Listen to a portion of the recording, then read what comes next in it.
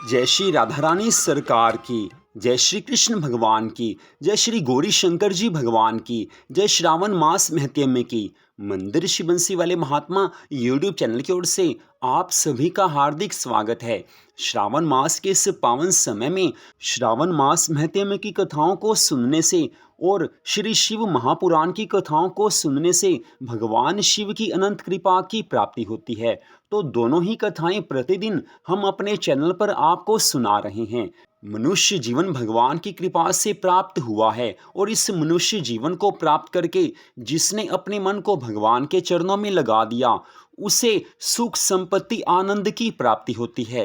किसी के भाग्य में अगर सुख नहीं भी है, शांति नहीं भी है, आनंद नहीं है, धन की प्राप्ति नहीं है, तो भी श्रावण मास में भगवान की भक्ति करने से भाग्य बदल जाता है, बुरा भाग्य अच्छे भाग्य में बदल जाता है। इस कारण श्रावण मास में प्रतिदिन भगवान की पूजा आराधना अवश्य करनी चाहिए और इन कथाओं को सुनना चाहिए। तो श्रावण मास महत्म्य के तीसरे अध्याय की परम सुंदर कथा इस प्रकार है।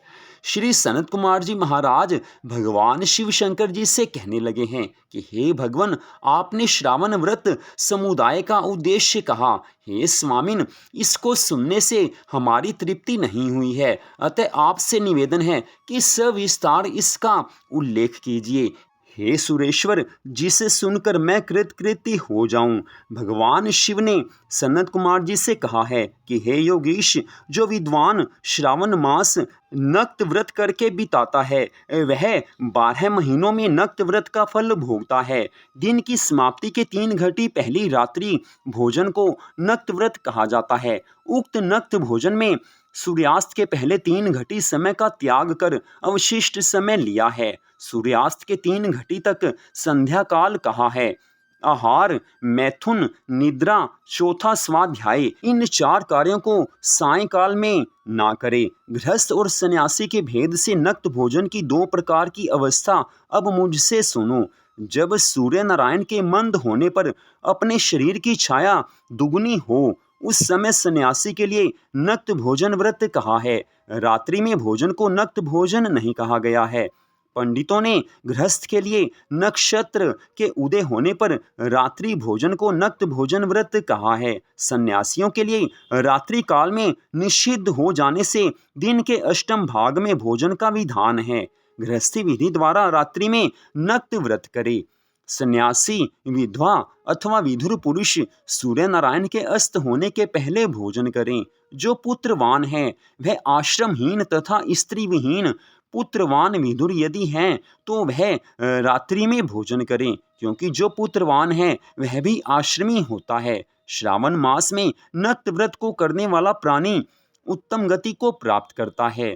पहले श्रावण मास के आ जाने पर प्रतिपदा तिथि में प्रातःकाल संकल्प करें कि मैं श्रावण मास के 1 महीने में ब्रह्मचार्य में रहकर प्रतिदिन सुबह स्नान करूंगा, नक्त व्रत, रात्रि शयन तथा प्राणियों पर दया करूंगा, भगवान की पूरी श्रद्धा भावना से पूजा आराधना करूंगा, मन में किसी के लिए द्वेष भाव नहीं रखूंगा, हर समय भगवान के चरणों में अपने मन को लगाकर रखूंगा।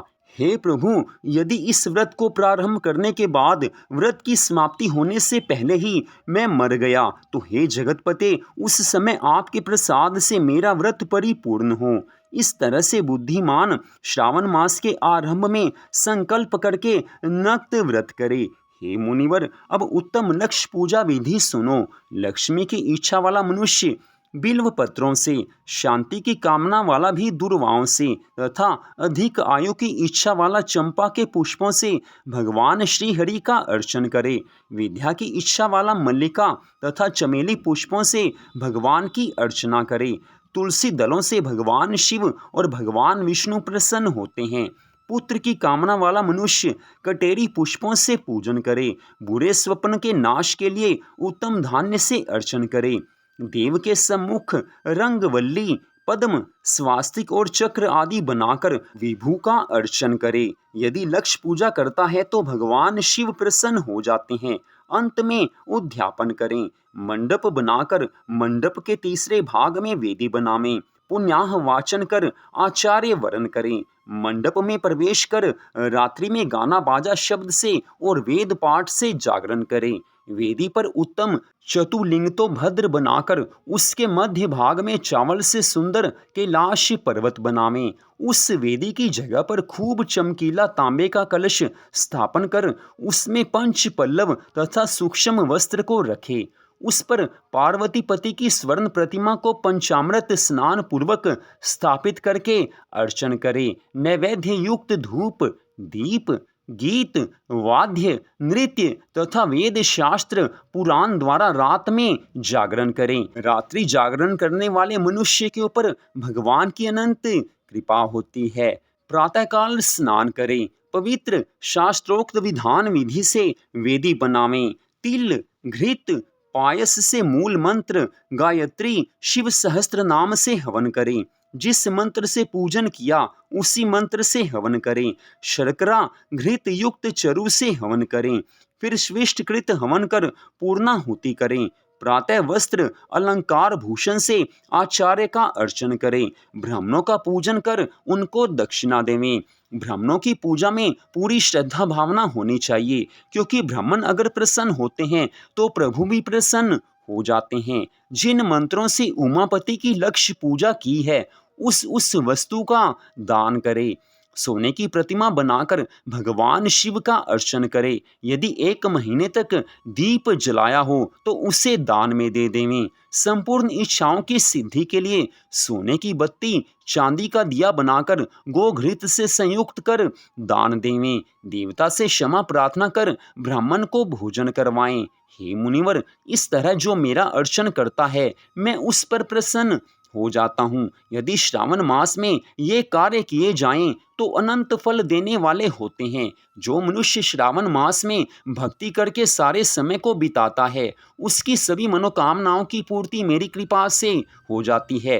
कुछ भी उसके मन में इच्छा हो उसको मैं पूर्ण करता हूँ, क्योंकि श्रावण मास मेरा प्रिय मास है। इस श्रावण मास में जिसने भक्ति करके मुझे प्रसन्न किया है उसे कोई भी ऐसी वस्तु नहीं है जो प्राप्त नहीं हो सकती। उसकी हर इच्छा की मैं पूर्ति करता हूँ। इस श्रावण मास में जो मौन व्रत ग्रहण करता है वह श्रेष्ठ वक्ता हो जाता है। तो वह मौन व्रत दिन रात या दिन का हो या भोजन के समय का हो, मौन व्रत में घंटा तथा पुस्तक दान करें तो सब शास्त्रों की जानकारी कर लेता है, अर्थात उसे ज्ञान प्राप्त हो जाता है। वेद और वेदांगों का पारगामी हो जाता है। बुद्धि में बृहस्पति के तुल्य मौन व्रत महात्म्य से हो जाता है। मौन व्रत करने वाले जीव का किसी से कलह नहीं होता, क्योंकि मौन व्रत अति उत्तम व्रत है। इस कारण मौन व्रत को धारण अवश्य करना चाहिए। हे सनत कुमार जी, आने वाले कलयुग में जब सब मनुष्य भोग विलास में डूबे रहेंगे, उनका मन केवल धन संपत्ति में और पर स्त्री और पर पुरुष पर लालायित रहेगा। ऐसे घोर कली काल में भी जो मनुष्य श्रावण मास में मेरी भक्ति पूजा आराधना करेगा, श्रावण मास में भक्ति के सब नियमों का पालन करेगा, उसे भी मेरी कृपा की प्राप्ति हो जाएगी। उसको जीवन की हर आवश्यक वस्तु मैं स्वयं दूंगा। उसकी हर मनोकामना को मैं पूर्ण करूंगा, क्योंकि श्रावण मास एक ऐसा मास है जिसमें भक्ति करने से मनुष्य के सभी जन्मों के पाप कर्म नष्ट हो जाते हैं। इस कारण श्रावण मास में नियम पूर्वक सबको भक्ति अवश्य करनी चाहिए, ताकि भगवान की कृपा को प्राप्त किया जा सके और जीवन के अंत समय में भगवान के धाम की प्राप्ति हो सके।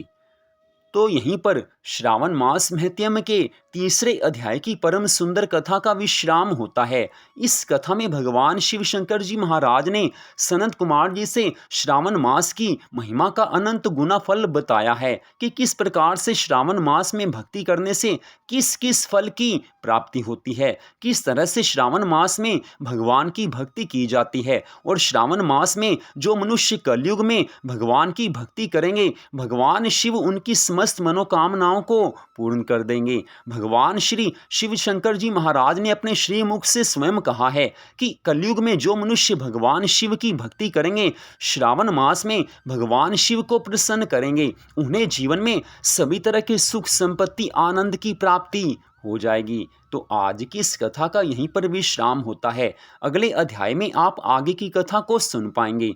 तो मंदिर श्री बंसी वाले महात्मा यूट्यूब चैनल की ओर से इस कथा को आपने सुना। श्री शिव महापुराण की कथाओं को भी प्रतिदिन हमारे चैनल पर आप अवश्य सुने। आप सबका हार्दिक धन्यवाद। भगवान श्री राधा कृष्ण जी की, भगवान श्री गौरी शंकर जी की श्रावण मास की अनंत कृपा सदा आप सब पर, आपके परिवार पर बनी रहे। इसी मंगल कामना के साथ जय श्री राधा रानी सरकार की, जय श्री कृष्ण भगवान की, जय श्री गौरी शंकर जी भगवान की, जय श्रावण मास महत्म्य की। ओम नमः शिवाय। जय जय श्री राधे, जय जय श्री राधे, जय जय श्री राधे श्याम।